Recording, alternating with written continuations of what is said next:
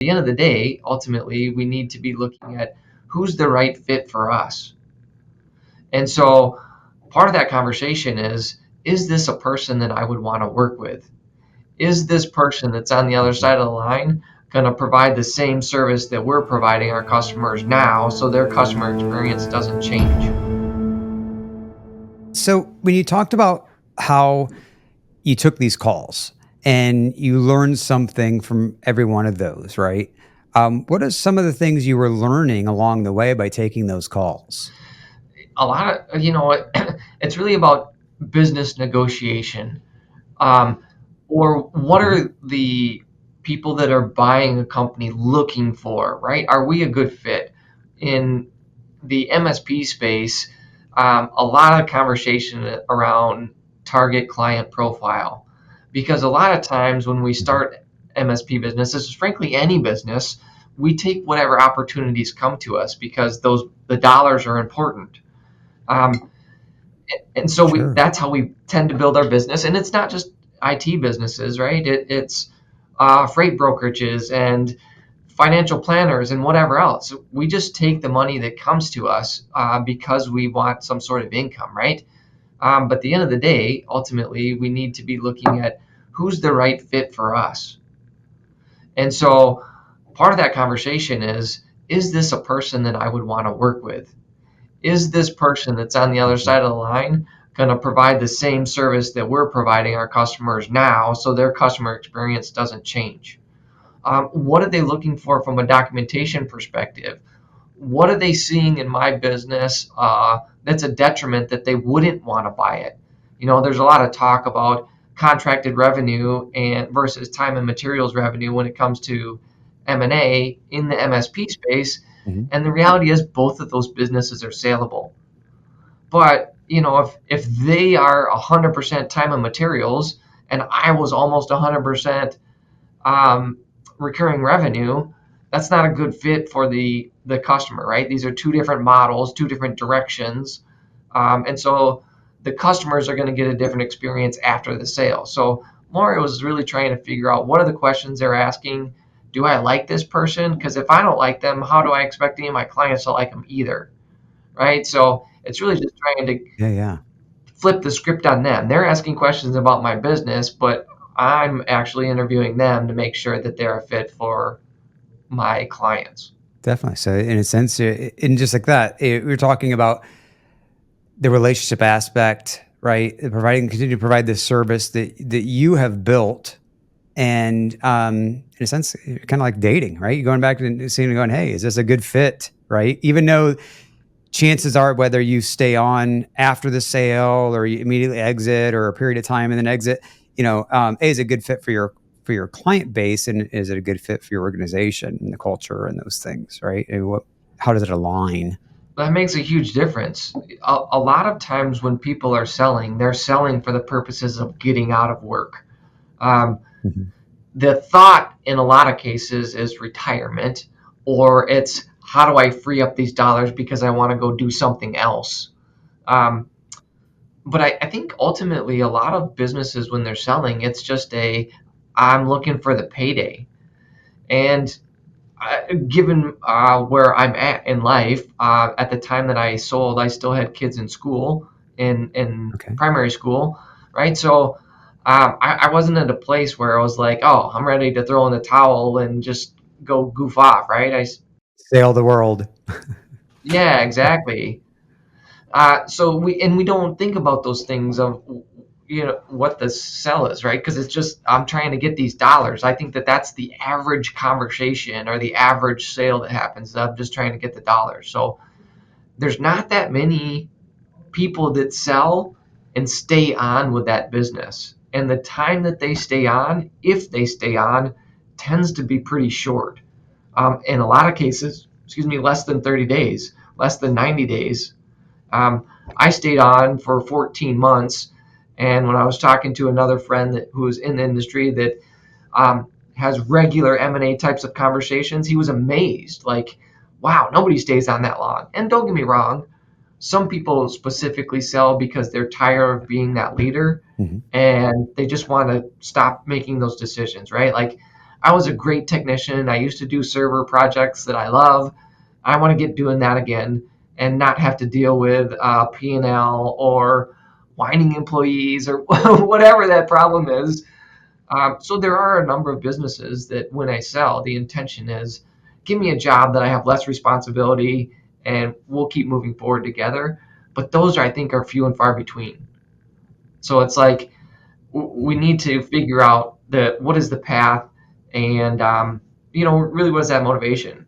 Yeah. So when you went, I guess when you got into business, in the business that you've sold, when you started that, um, was M&A a topic that was discussed in the very beginning as far as, hey, like, what does this look like down the road for us, you and your partner, and for the business? Or at what point did that really become a Yeah, I thought? would say there's kind of two milestones. To answer your question directly, no, not at all. Right? You're so gung ho about starting this new thing and going out on your own, right? The Oregon Trail. uh, it's kind of like this is fun and exciting. So you're not thinking with the end in mind. And I would say the more business owners that I've talked to, that's a very common theme, right? We just want to keep, we want to build something and we want to have an impact, whatever that impact means. So we're not thinking with the end in mind. Don't get me wrong. There's just as many of those high D disc profile people that are like, I need to sell this business for $5 million and I need to do it by this age, right? So when they start, they've got a goal in mind. Yeah. And those are the people I love meeting now, right? Because they're very goal focused and they're trying to get somewhere. I was just trying to build something, Sure. a sale at all. No, no, I said There sure. were two milestones though. Um, the first one was as you start to mature, you start realizing that this business is more than just me and my trunk uh, fixing computers. You know what I mean? Now we've got an office, we've got employees. Those employees have Mhm. children. You got all of these things going, and then there's kind of a. We probably need to make sure that if I get hit by a bus today, that we've got things in place. So one of the milestones I would say is the buy sell.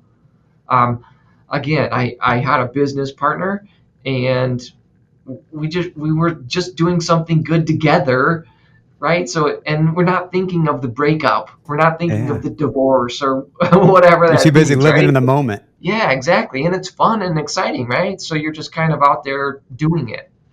And in this scenario, we just felt like we had to have something in place in case there was something broken, right? I think at that point I was starting to work myself. I was certainly doing the vast majority of the sales, but I was working myself more towards doing just sales. And he's a fabulous technician, right? So he spent a lot of time building up the service team. So good split between the two of us. But if something happened to me, what happens to the sales? Or if something happens to him, if you have ever been in technology, if you don't use it, you lose it, right? It's like working out. If you don't use it, you lose it.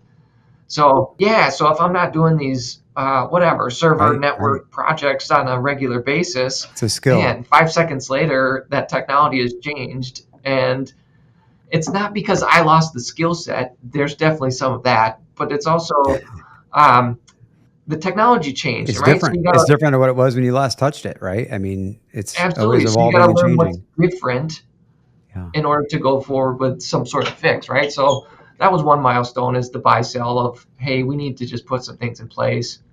And then the other was I was a part of a networking group that was part of the Chamber of Commerce.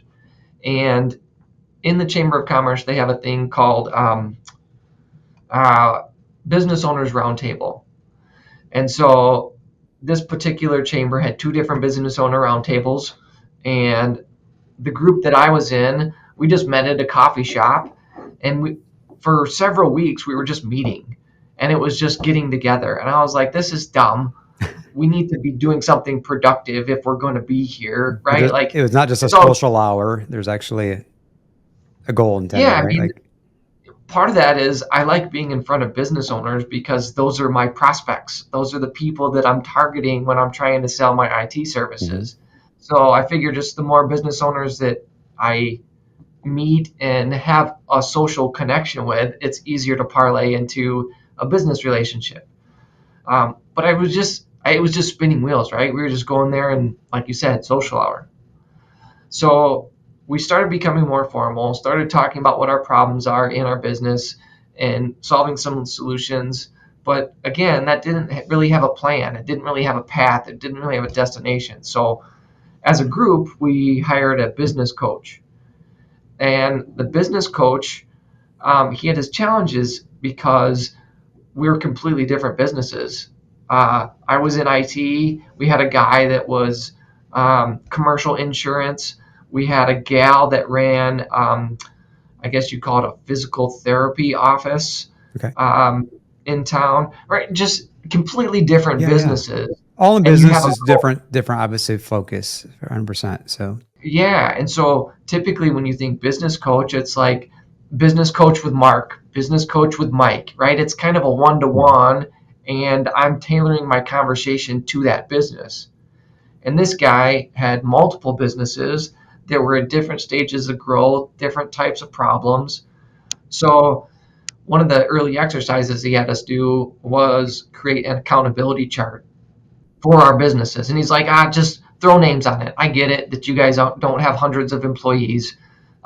So, regardless, though, every business has these different roles. We got finance admin, we got HR, we've got service, we've got whatever else. All these businesses have these same roles. Your main name might be on all of the roles, but the bigger you get, you're going to have to figure out who to put into that seat. And one of the guys in the group, he does product design. When he brought his back, he drew a line up from the accountability chart and wrote shareholder and circled that.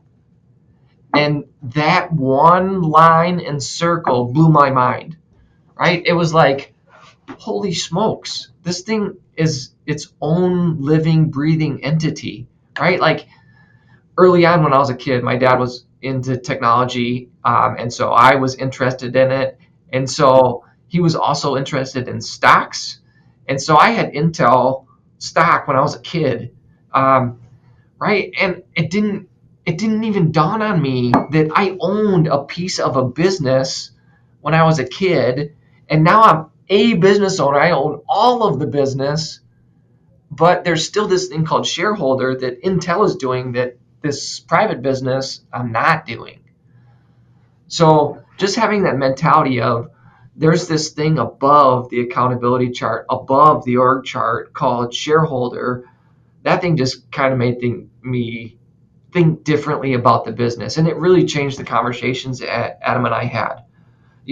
Shortly thereafter, him and I started meeting with a financial planner, an income attorney, and our accountant. All five of us were in a meeting every single month looking at the finances of business and how we can improve it. wow, that's impressive. Um, yeah, I don't Well, know about what is it? impressive, but Most it just, small businesses, and I say small, right? We get first what categories of small business, and most everyone I know is in a small business, right? So, if for most small businesses, yeah, they're not meeting with that, let alone that regular, but with those type of three individuals on a monthly basis. Most are lucky to talk to a CPA once a year when they talk about financial side of the business, right? for Let sure. alone a planner and legal, and that's just you just something you just don't hear at our size. And all it took was that line up to shareholder to kind of start that snowball to start thinking about it. And the income attorney, he gave us a book. I'm trying to remember the name. It's something about private equity. I'll come up with the name. I'll send it to you. But um, that book is really talking to small business owners that that business is their baby, right? Um, you have to do something with this business at some point. You can die in that seat, and then Mhm. it's 100% somebody else's problem. But that's the only instance where you don't deal with it. Every other instance, you've got to do something, right? It might be poor health, right? If I'm in poor health and I can't come to work, that business still needs to operate. And the people that are getting W-2 wages from you still need to keep a roof over their head and still need to feed their kids. Mhm. Um, and a lot of these small business owners, their net worth is tied up in this business. So at some point, if you can have this business until you die for sure. But at some point, you have to realize that um, I need to get this money out of the business in order to be able to retire. So how am I going to go about doing that? Um, and unfortunately, it seems like a large percentage is I just stay in the seat and show up every day until I pass. Right. Right. And you And see that now a lot the only frequently. reason, well, yeah, and I think a lot of times it's because we don't know how to get the dollars out of the business either while we're doing it or planning for when we're going to do it. And so that book really helped me realize that there are multiple paths to get your net worth to where it needs to be so that the business can live on without you.